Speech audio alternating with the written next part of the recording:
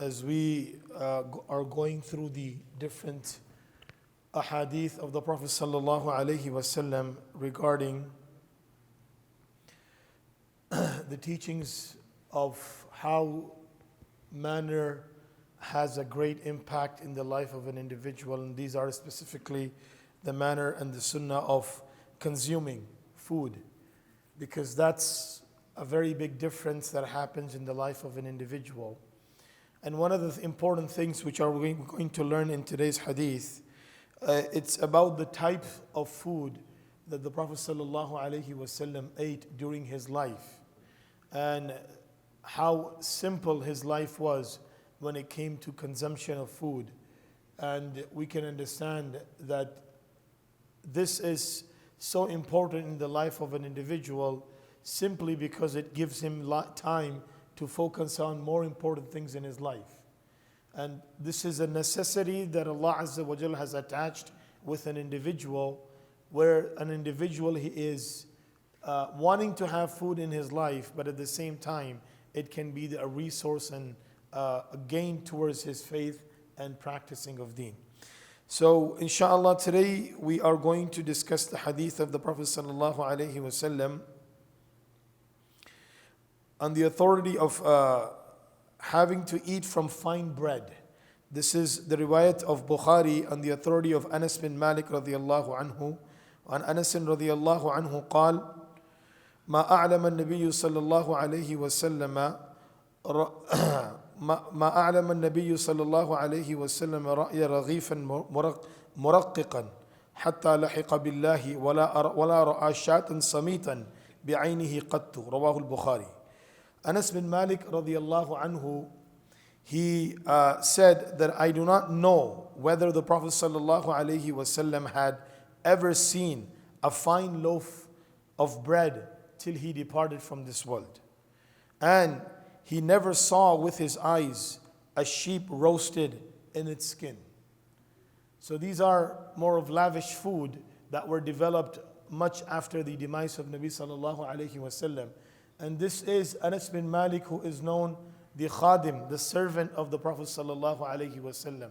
He spent 10 years dedicated in the service of Nabi alayhi salatu wasalam.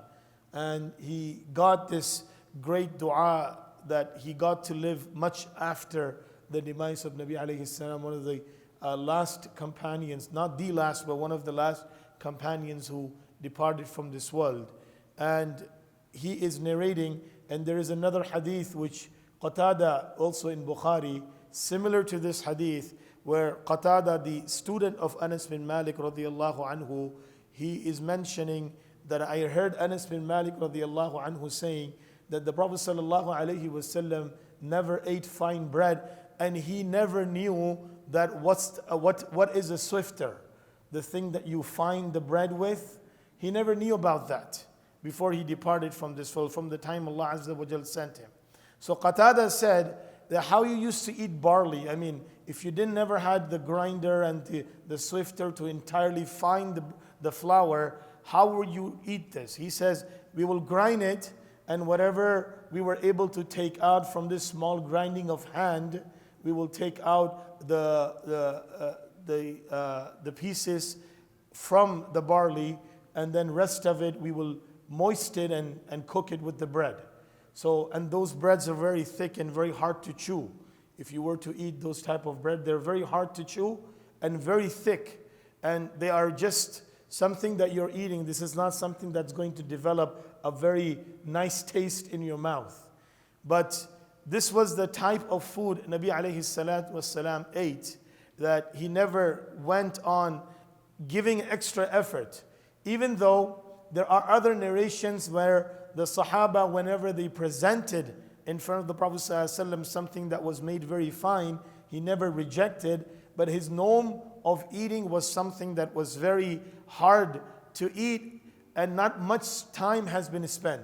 This is why we will read inshallah in the future regarding the best type of gravy that Nabi alayhi salatu wasalam liked, and that was vinegar. So bread and vinegar, this was the normal food of the Prophet sallallahu alaihi wasallam. And this is of course to show the ummah that having such a great caliber and having such a great honor and status in the sight of Allah subhanahu wa ta'ala, even at that time, Nabi alayhi salatu wasalam loved a life which was very simple. And that's what we need to do as an ummah, collect, because the more lavish you are in your consumption, the greater it will become, the more difficult it will be to do ibadah of Allah subhanahu wa ta'ala.